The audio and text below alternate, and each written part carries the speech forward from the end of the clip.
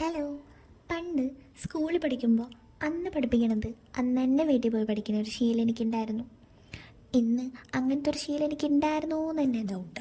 ഇന്ന് അന്ന് പഠിപ്പിക്കണ പോയിട്ട് എക്സാമിന് പോലും മര്യാദയ്ക്ക് പഠിക്കില്ല. ഇടയ്ക്ക് ഞാൻ ആലോചിക്കും, ഞാൻ എന്തിനാ അന്ന് അങ്ങനെയൊക്കെ ഇരുന്ന് പഠിച്ചത്. ശരിക്കും ഇപ്പോഴല്ലേ അതൊക്കെ വേണ്ടേ?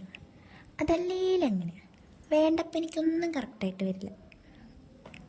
ഈ ഒരു ബോധം വന്നപ്പോൾ പണ്ടത്തെ ആ ശീലത്തിലേക്ക് തിരിച്ചു പോകാൻ ഞാൻ നോക്കി.